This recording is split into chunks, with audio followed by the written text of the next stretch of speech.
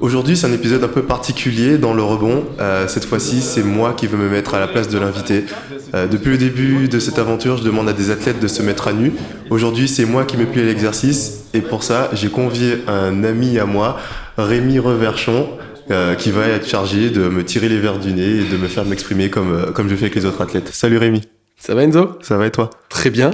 Très bien, très bien. Donc on se lance tout de suite, là c'est parti, tu changes de siège ? Allez, c'est parti. Bon, bah alors il faut savoir que dans ma carrière, moi je suis journaliste NBA, je bosse sur Beansport, NBA Extra, l'émission, les gens qui regardent un peu le basket connaissent, donc j'ai eu la chance d'interviewer du monde un petit peu dans ma vie, hein. J'ai eu Kobe Bryant, j'ai eu LeBron James, j'ai eu Shaquille O'Neal, j'ai eu Karim Abdul-Jabbar cette année d'ailleurs, qui m'avait un petit peu impressionné, et bah pourtant j'ai l'impression que j'avais moins de stress pour eux. Tu vois, ça me fait bizarre parce que je crois qu'il faut qu'on soit un peu transparent honnête, avec les gens, honnête, leur expliquer peut-être qu'on est potes, la relation qu'on a. Et je me dis que quelle meilleure façon de commencer ce podcast en toute transparence éditoriale que de leur raconter comment on s'est rencontrés, toi et moi. Exactement. Je me souviens, c'est au Wanderlust. Et là, la grande époque du Wanderlust. Faut expliquer aux gens qui sont pas parisiens. Oui, c'est vrai. Grande terrasse, dans le 13e bord de Seine, magnifique. C'est là où tu vas l'été, il fait beau, il fait chaud, tu bois ton rosé, t'es content, il y a du son, quoi. T'es bien. Exactement. Il y a du bon son hip-hop. En plus, on était vraiment bien. Donc là, je suis avec mes potes. Et puis là, je tourne la tête et je vois à une table, Rémi avec des potes. Et là, je me dis, oh, les gars, c'est Rémi Reverchon. Je regarde NBA Extra tous les midis et tout. Là, il faut que j'aille le voir. Donc, je vais voir Rémi et tout. Il fait, ah, Rémi, franchement, je t'avoue, je suis trop fan de l'émission et tout. J'adore ce que tu fais. Et, voilà. Puis moi, j'aime pas trop déranger les gens, t'étais avec des potes, t'étais dans la sphère privée, donc j'allais tirer ma révérence. Et là, trop cool, je m'y attendais pas du tout. Rémi qui me dit ah mais merci beaucoup. Et toi, tu fais quoi dans la vie et tout. Du coup, je lui explique, je dis bah je suis escrimeur, voilà, je fais c'est mon métier et tout. Enfin ouais, chambé et tout. T'as fait quoi et tout. Et du coup, bon, c'est là où on n'est pas sûr. Soit je te dis que je viens de faire médaille d'argent à Rio, soit que je viens d'être champion du monde par équipe en 2014. Donc, L'un des deux. Mais alors moi, je raconte ma version à moi parce que ça c'est la version d'Enzo, mais moi celle que j'ai en tête et je trouve ça, on se rend pas compte du délire du truc. C'est que donc, mais je reprends le fil du truc. On est en soirée, moi je suis en train de boire mon verre avec mes potes tranquilles, et je vois ce gars qui vient me parler. Je me dis ah Rémi top le NBA Extra, j'adore et tout. Je me dis bah il est très cool et tout. Je me dis bah c'est sympa, ça fait plaisir. Donc j'essaye d'être un peu cordial. Je dis bah toi tu fais quoi dans la vie ? Et il me dit de l'escrime. Et moi je me suis revu, je sais pas, tu te rappelles la série H ? Ouais. Tu te rappelles quand de la fameuse scène de Thierry Henry qui arrive à l'hôpital avec Jamel Debbouze et Jamel Debbouze qui remplit sa fiche, qui lui dit vous faites quoi dans la vie ? Et Thierry Henry qui dit footballeur. Et l'autre il lui répond non, j'ai pas demandé hobby, j'ai dit le métier. Et ben là je vis la même chose. Enzo qui me dit je fais de l'escrime, je le regarde, je fais non félicitations, mais c'est quoi ton métier ? Tu fais quoi dans la vie ?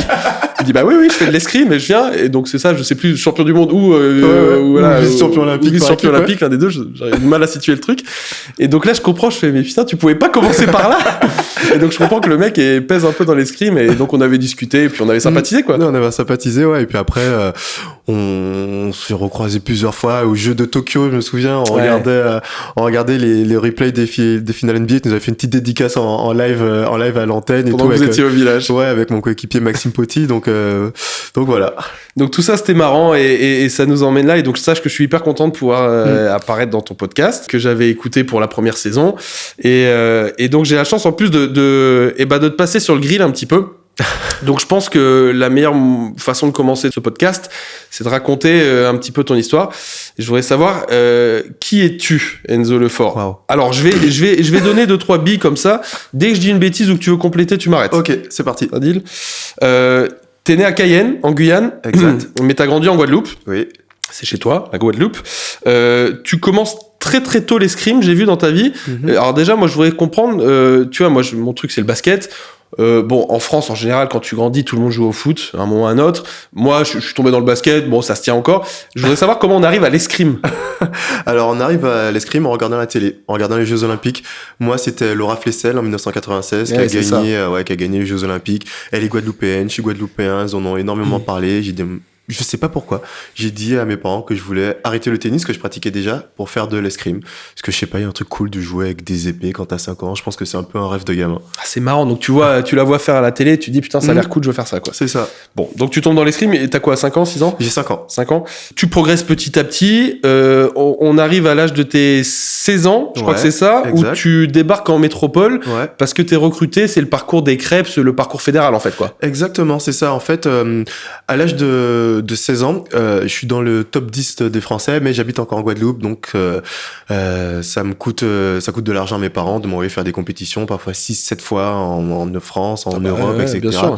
Et moi, j'ai toujours eu envie de partir à 18 ans faire mes études, et je voyais très bien que j'étais pas assez fort pour être dans les 4 meilleurs de l'équipe de France, et que cet argent, mes parents, c'est de l'argent qu'ils auraient en moins pour me payer mes études si je voulais partir en appartement, les billets d'avion, etc. Bien sûr. Donc j'ai dit à mes parents, vous savez quoi, on arrête les frais, je vois que je peux pas devenir un champion, je vais arrêter l'escrime. En tout cas les compétitions nationales et internationales, je vais juste continuer comme ça en hobby, en Guadeloupe. Et du coup, mes parents ont dit ok, c'est ta décision. Et en fait, le hasard fait bien les choses parce qu'un mois après, il y a l'entraîneur national des cadets qui m'a détecté, qu'il aimerait que je déménage, que je vienne en CREPS, du coup en filière sport-études, pour faire du sport de haut niveau. Et essayer de t'emmener tout en haut, quoi. Exactement. Donc là, ça en est suivi un bras de fer avec mes parents qui voulaient pas laisser leur petit enfant de 16 ans partir, un internat, loin, etc. Et toi, j'imagine, t'as qu'une envie, c'est d'y aller? J'ai qu'une envie, c'est d'y aller. Donc, tout le mois de juillet, en fait, je l'ai passé à essayer de convaincre mes parents. Donc, et alors, t'obtiens le verdict comment, alors? J'obtiens le verdict deuxième semaine d'août, alors qu'on part dernière semaine d'août, et je me souviens un truc un peu marquant à l'époque, tous les soirs je parlais à mes parents, et en fait ce qui a convaincu mes parents, là ils se sont vraiment rendu compte que je voulais y aller, c'est que j'avais commencé à faire de l'eczéma. Donc je parlais à ma mère, en fait je me grattais l'avant-bras comme ça quand je lui parlais. Ah ouais, c'était devenu nerveux, quoi. Ouais, c'est ça, j'ai tellement envie qu'il me laisse essayer de vivre mon rêve, tu vois, que ça avait des répercussions physiques, quoi. Alors tu débarques donc dans les Creps, ta progression se fait, tu débarques à l'INSEP en 2010, le Graal pour les sportifs, là où on construit les champions français, et puis ta carrière, alors tu me corriges si je me trompe, j'ai l'impression qu'elle décolle réellement en 2014. Ouais. On en parlait tout à l'heure, c'est ton premier titre de champion du monde par équipe. Ouais, c'est là que ça part de là? Ouais, ça part de là. Alors j'ai participé à mes premiers Jeux Olympiques en 2012, mais pareil, pas ramené de médaille, j'avais pas encore fait de podium en Coupe du Monde. En fait, en 2012, j'arrive parce que je suis très bon, je suis dans les 4 meilleurs, mais j'ai pas encore fait de podium. Je suis jeune, l'entraîneur me donne ma chance. Il y a pas mal de facteurs qui ont fait que je suis entré dans cette équipe de France. 2013, pareil, l'année je stagne un peu. Et en fait, 2014, c'est vraiment là où j'explose sur la scène internationale. Je fais mon premier podium, c'est ma première victoire en Coupe du Monde. J'enchaîne 4 podiums, 2 quarts de finale sur une saison, c'est ce qui est énorme.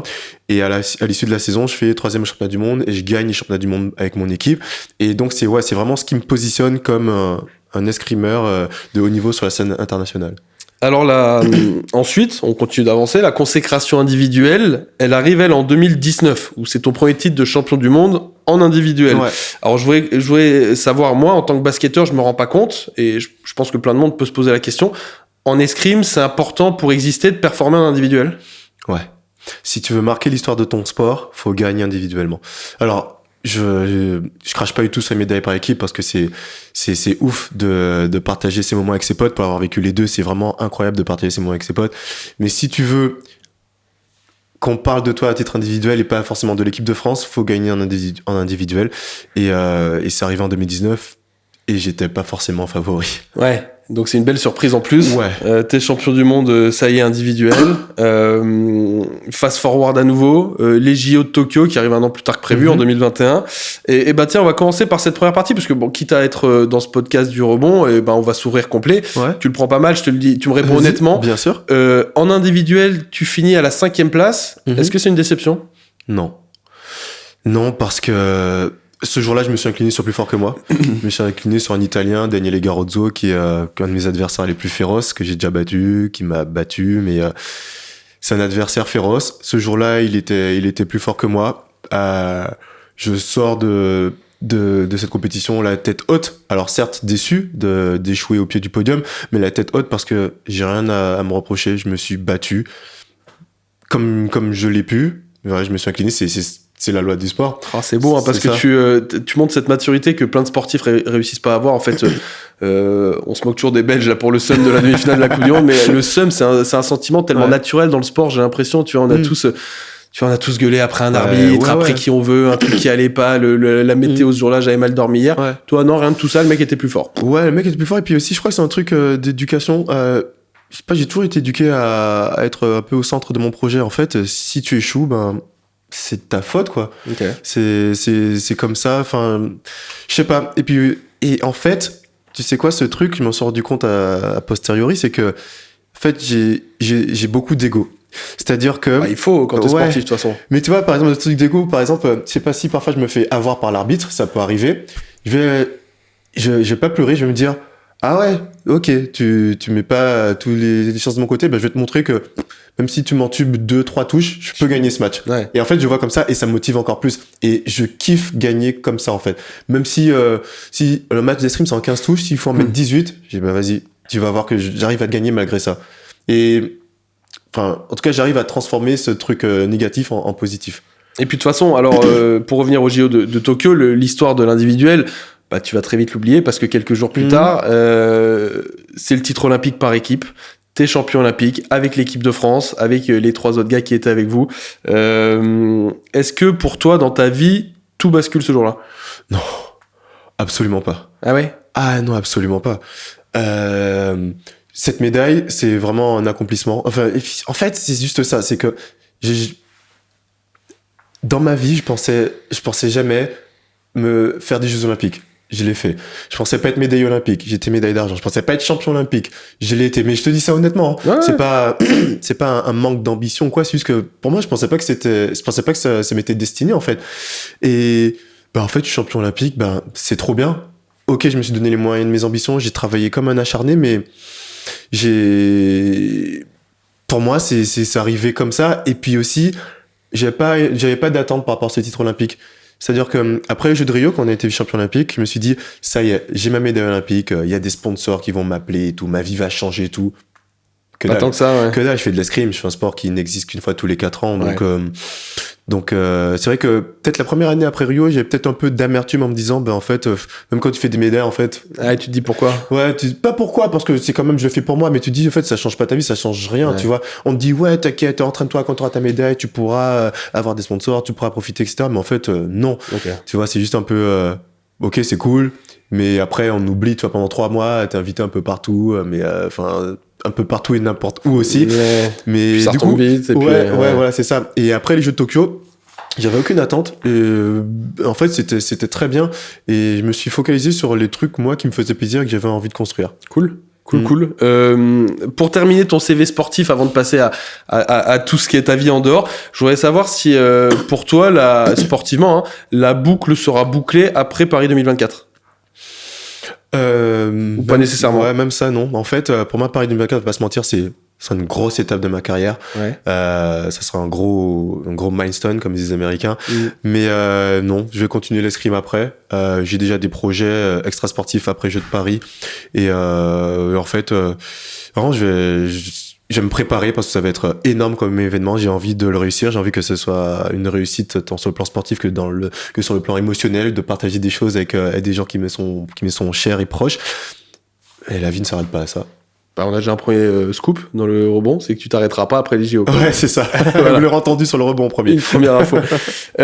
Enzo, moi je veux que les gens comprennent un truc et j'ai le plaisir, je te dis, de te connaître depuis maintenant quelques années. Et on se croise de temps en temps, on va bouffer ensemble, on se croise à des événements, on va prendre une bière ensemble et à chaque fois c'est super cool. Et moi, il y a un truc, et je te le dis en toute honnêteté, en toute sincérité, que j'admire chez toi, c'est que j'ai l'impression que tes journées à toi, elles font pas 24 heures, mais 36. Et moi j'ai l'impression en tout cas d'être un peu un hyperactif dans ma vie. Je me dis, bah putain, lui, il a placé la barre encore au-dessus. Tu fais 1000 trucs, t'as 1000 vies, tu trouves le temps de dormir, toi, dans ta vie ? Ouais, c'est hyper important, déjà. Et puis surtout, depuis que j'ai ma petite fille, j'ai encore plus pris conscience de l'importance du sommeil, tu vois. J'imagine. Mais c'est peut-être plus dur encore, du coup, non ? Ouais, c'est encore plus dur. Ça va les nuits, ça se passe bien, elle les fait d'ailleurs ? Ouais, ça va 4 ans, heureusement qu'elle fait ses nuits. Bon, Mais okay. bon, il y a toujours des petits réveils à 6h du mat, elle va se glisser dans notre lit et voilà, t'as plus de nuit. Bon, Enzo, je voudrais qu'on parle aussi de ce que tu as commencé à évoquer là dans ton CV, c'est le fait que l'escrime, tu nous dis c'est un sport qui existe tous les 4 ans, c'est terrible de dire ça, mais bon, médiatiquement, c'est la réalité des choses. C'est un sport qui est pas professionnalisé. Moi, j'ai la chance de bosser dans un milieu, la NBA, où les sportifs que je côtoie sont tous millionnaires et parfois par dizaines, voire par centaines de millions. Je veux dire, c'est des mecs richissimes qui, voilà, sur plusieurs générations, ils sont tranquilles. C'est pas vous faire offense, c'est la réalité. L'escrime, c'est un sport amateur. Alors, moi, je peux plus dire ça au jour d'aujourd'hui parce que j'ai la chance d'être d'être pro de mon sport dans le sens où j'ai pas à avoir un travail alimentaire à côté, tu vois, mais c'est devenu très tard. Et encore une fois, est-ce que c'est pas le cas de 1% des athlètes? Je veux dire, vous êtes combien à ouais, avoir c'est ça, on est très peu, voilà. on est très peu. Alors là, on est en saison olympique, donc il y a eu beaucoup de moyens qui ont été mis en place, mais on va pas se mentir, après les Jeux de Paris 2024, il y a beaucoup d'athlètes qui vont tomber dans la précarité. Moi, je fais partie de ces athlètes qui sont professionnels, mais comment dire, je suis pas comme un footballeur professionnel ou un basketteur qui est payé par son club. Ouais. Moi, par exemple, la Fédé d'escrime me donne pas d'argent. Mon club me donne de l'argent, mais pour toute transparence, ça ne suffit pas pour vivre, tu vois. Bien sûr. Hein. Donc moi, mes revenus, ils sont très dépendants de mon image sur les réseaux sociaux, parce que c'est grâce à cette image que tel sponsor va vouloir travailler avec moi, et c'est de là que va venir la grande majorité de mes revenus. Donc c'est un système de bricolage, tu vois. Mais non, mais c'est important d'en parler, et je pense que si des sportifs nous écoutent, il faut prendre conscience de l'impact de cette présence sur les réseaux sociaux. Il y en a plein qui ont du mal. Aujourd'hui, tout le monde a Insta, tout le monde a Twitter, j'en sais rien, TikTok, Snapchat, ce que tu veux.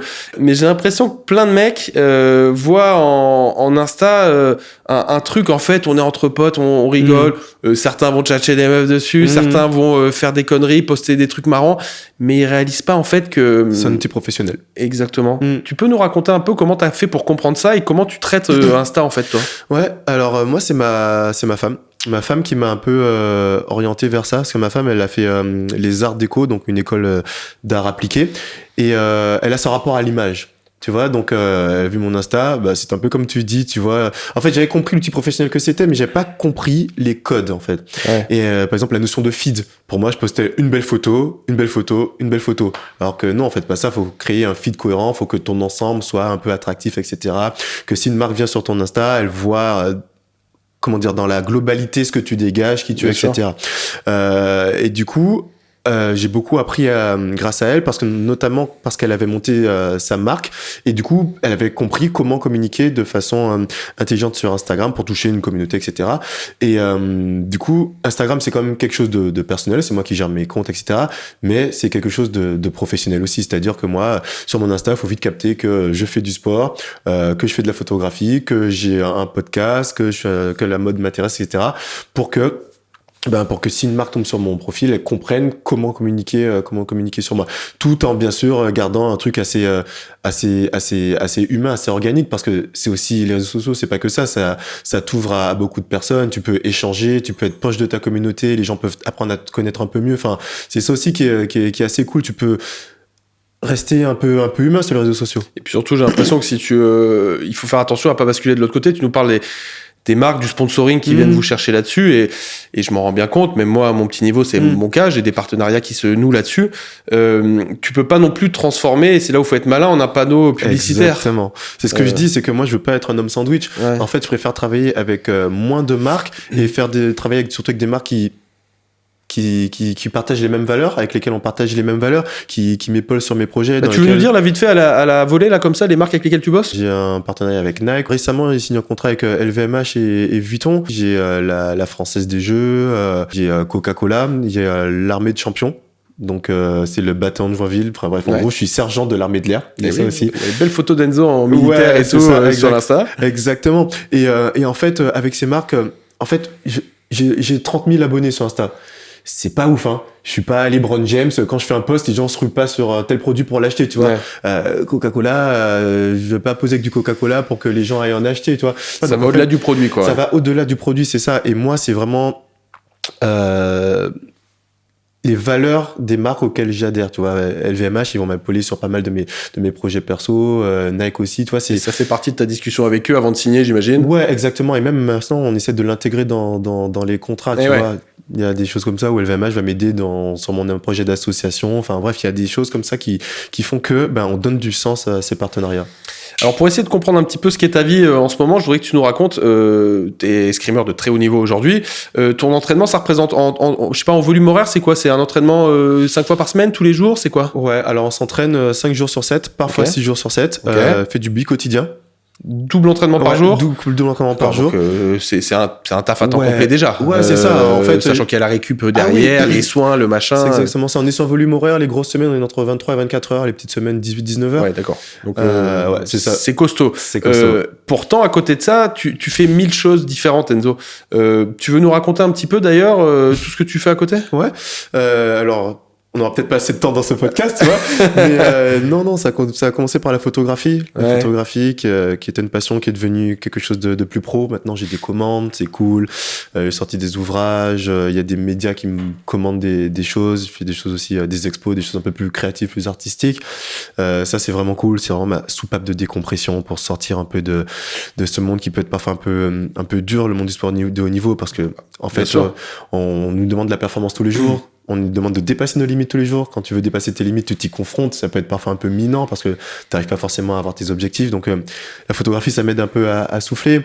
Il y a ce podcast qui pour moi est un truc qui aide à humaniser les athlètes, à comprendre un peu les hommes et les femmes qui se cachent derrière les athlètes, derrière les machines à gagner des médailles qu'on imagine. Ça leur donne une plateforme sur laquelle ils peuvent parler de façon plus honnête. Parce que moi, je suis pas journaliste. Un athlète comme eux, il y aura pas de piège, en fait. Moi, je suis là pour leur procurer une plateforme, une safe place sur laquelle ils peuvent s'exprimer.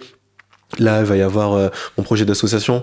Comme je l'ai dit tout à l'heure, j'ai failli arrêter l'escrime quand j'avais 15 ans. C'était le cas de nombreuses autres personnes qui étaient aussi talentueuses, parfois plus talentueuses que moi, qui ont arrêté l'escrime par faute de moyens financiers.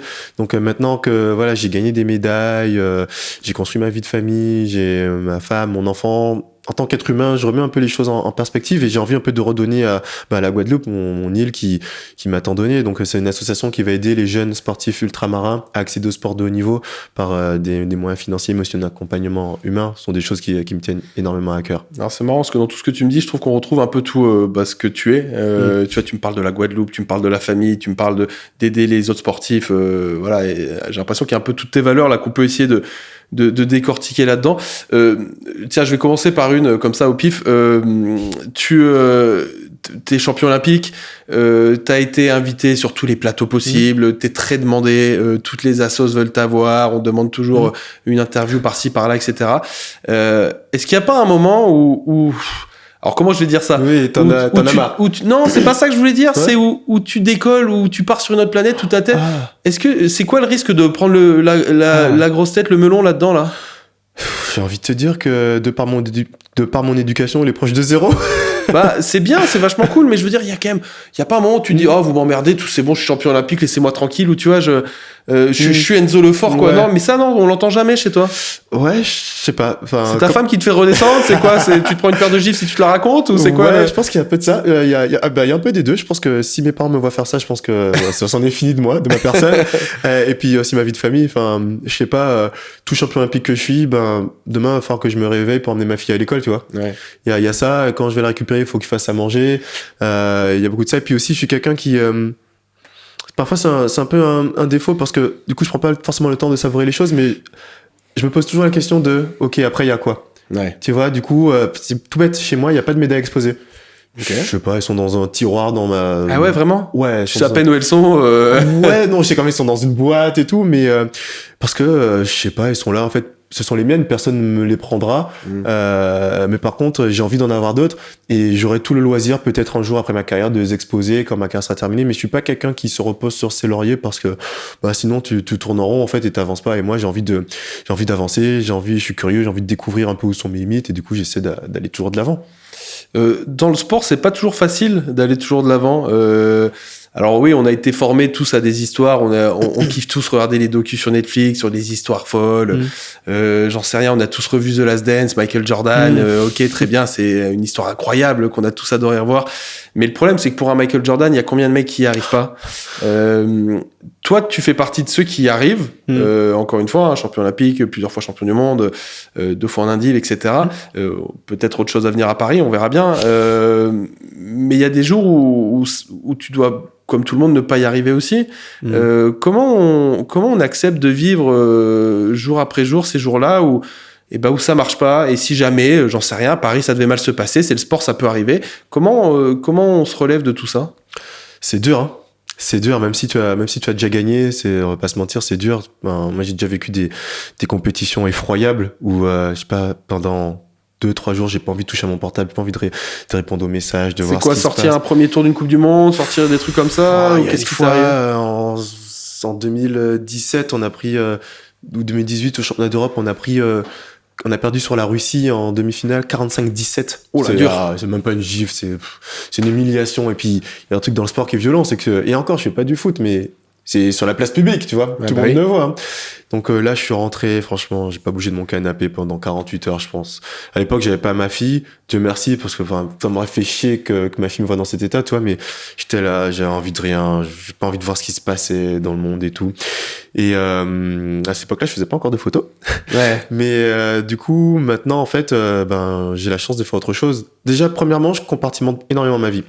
C'est-à-dire que, sans offenser quiconque, je pense que dans mon groupe d'entraînement, je suis l'un de ceux qui s'entraînent le plus dur. C'est-à-dire que quand je suis là à 100, 120%, tu vois. Mais par contre, à partir du moment où je quitte l'INSEP, mon centre d'entraînement, je pense plus du tout à l'escrime. C'est-à-dire que je vais pas être un mec qui va faire de la vidéo, qui va penser à ce qu'il a mal fait ou pas. Enfin, tu vois, c'est vraiment, voilà, je suis là et après, je suis plus là. Et en fait, le fait de faire des choses à côté, ça me permet d'avoir une fraîcheur mentale. Et quand j'arrive, bah pareil, je pense plus à ce que je fais à côté, mais par contre, je suis là à 100% dans le moment présent. Je pense que c'est important d'être dans le moment présent. Ouais. Donc du coup, je pense que tous ces trucs que je fais à côté, dont tu as parlé, ça m'aide à décompresser, c'est un peu une soupape de décompression par rapport à la pression que je peux ressortir dans le sport. Ouais, je comprends. Après, ça doit être complexe à gérer pour vous parce que j'ai l'impression que, alors moi, je suis du mauvais côté de la barrière. Je fais partie de ces méchants médias qui sont là pour vous juger. Et tu sais, moi, j'ai toujours dit, c'est pour ça que vous faites ce qui est compliqué. Vous faites. Les sportifs, vous faites des choses et nous, on raconte ce que vous faites. Tu vois, on est là pour ça. On est là pour dire du bien quand t'es champion olympique et du mal si tu devais sortir au premier tour. C'est notre métier. Et nous, on a le mauvais rôle. C'est terrible ce qu'on fait au final parce qu'on est dans le jugement. Tu vois, c'est un truc et encore, terrible. toi, tu le fais en bienveillance parce que tu sais ce que c'est. T'as été sportif, t'es sportif. Pas du tout à ton niveau, mais oui, oui. mais t'es sportif, donc tu comprends très ouais. bien. Il y en a qui ont beaucoup moins de tact que toi. Oui, j'entends et je le vois très bien. Je lis des trucs parfois, ça me rend dingue. Je parle même pas de la notion sans fil des réseaux sociaux qui est terrible aujourd'hui. Mais dans ce milieu-là, très souvent, on juge d'un homme ou d'une femme selon ses résultats sportifs. T'as gagné, t'es quelqu'un de bien. T'as perdu au premier tour, c'est quoi cette merde en fait, tu vois? C'est terrible ce jugement. Ouais, c'est dur. C'est dur et en fait, t'as raison, t'as vraiment mis le doigt sur quelque chose. C'est-à-dire que quand t'es un athlète, tu gagnes, t'es porté au nu, tu perds, t'es une sous-merde.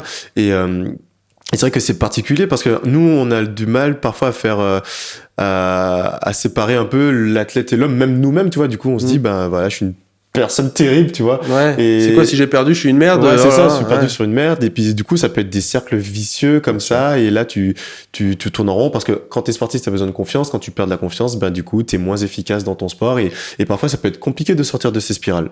Et toi, en plus, Enzo, tu l'as dit, tu t'entraînes hyper dur. Je sais que t'es un mec qui kiffe le sport. Je sais que t'aimes ça. Je sais que t'es comme moi par rapport à certaines choses dans le sens où ça génère un max d'émotions.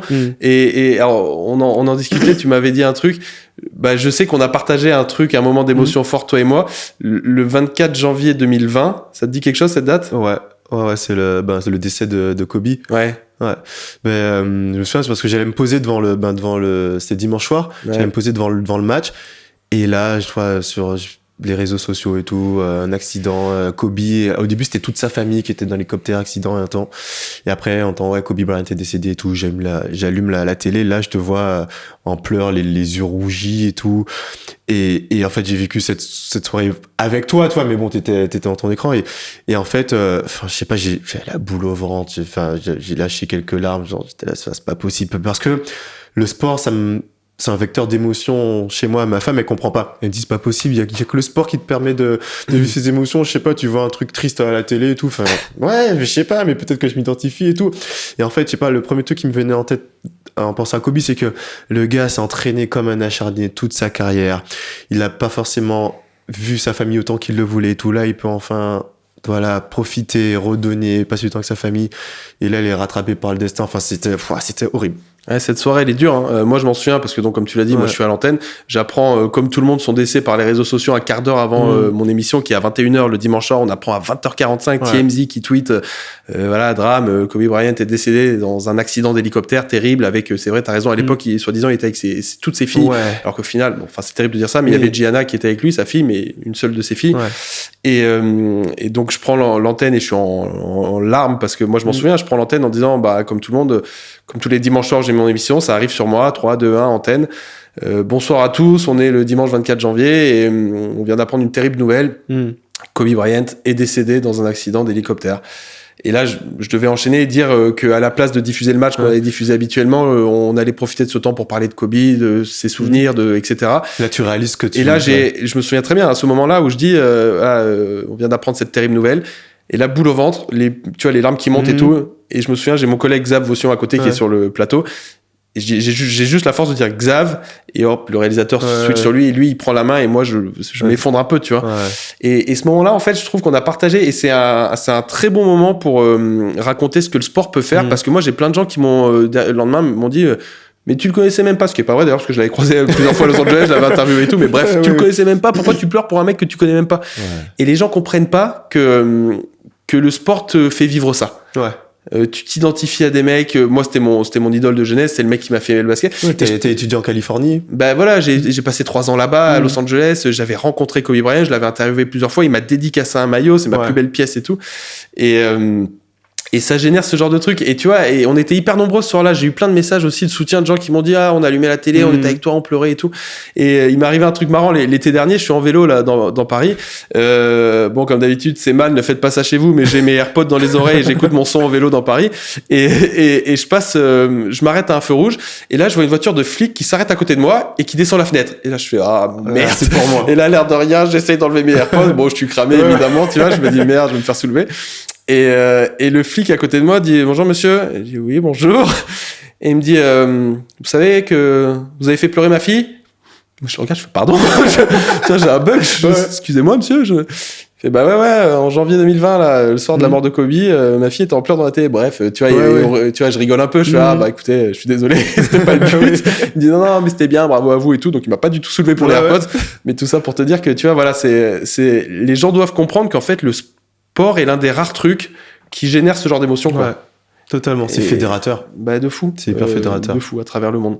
Bref, en tout cas, c'est hyper touchant, tout ça. Je suis hyper content de pouvoir en parler avec toi, Enzo, de prendre ce temps-là dans ton podcast qui s'appelle donc Le Rebond, qui, moi, je trouve est hyper bienveillant et positif parce que c'est important de faire face à la notion d'échec dans le sport parce que personne, même Michael Jordan, on l'a bien compris, ne gagnait pas à chaque fois.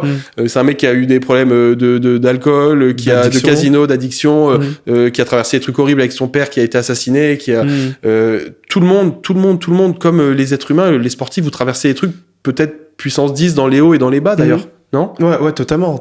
Les hauts, ils sont très hauts. C'est-à-dire que les hauts, tu gagnes, vraiment, tu rentres dans un truc où tu touches plus le sol. Les bas, par contre, ils sont vraiment très bas. Et encore, les choses tendent à changer en 2023. On est plus accompagné psychologiquement et tout, mais il y a encore ce truc d'ego de sportif où t'as un peu tendance à te refermer sur toi comme une huître. Et ouais, c'est cette vie qui est assez intense. Et, mais aussi, on est un peu masochiste parce que c'est ce qu'on aime aussi. Bien sûr. C'est ce qu'on aime et c'est aussi pour la raison pour laquelle les plus grands champions, c'est des fous. Michael Jordan, Kobe Bryant, Tiger Woods, Serena Williams.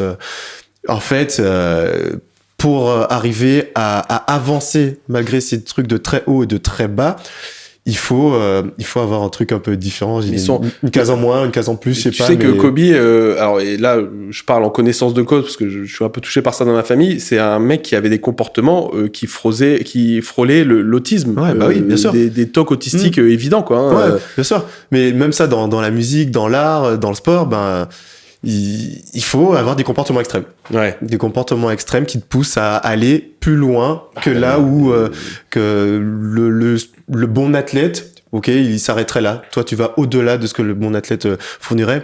Et ça te permet de pouvoir trouver des ressources en toi, insoupçonnées, et qui te permettent d'aller chercher des performances qui vont au-delà de tes adversaires. Par définition, le champion est hors du commun. Ouais. Enzo, j'ai cru comprendre que c'était votre conclusion. Je voudrais savoir, c'est quoi le rebond? Alors pour moi, le rebond, C'est une réaction. C'est une réaction à quelque chose où quand tu touches le fond, quand tu descends en bas, ben en fait à un moment donné tu heurtes une surface dure, donc ça fait mal. Mais par contre tu te sers de cette énergie pour aller encore plus haut pour moi, pour aller encore plus haut et avec cette composante d'aller vers l'avant. Donc pour moi c'est le fait de se remettre de ses échecs et de toujours continuer à avancer parce que je parle de sport. Dans une carrière, t'as pas qu'un seul échec. Donc, du coup, un rebond, ça fait comme une balle que tu jettes qui avance, qui continue, et qui va toujours plus haut et toujours plus loin. Eh ben, c'est ultra inspirant tout ça. Sache que ça m'a fait très plaisir de pouvoir te passer sur le grill aujourd'hui. Merci beaucoup, Rémi. Et puis, je te souhaite le meilleur pour cette année 2024. Ouais, ça marche. Merci. Je te check, Enzo. Merci beaucoup. Merci beaucoup. Eh ben, c'est parfait.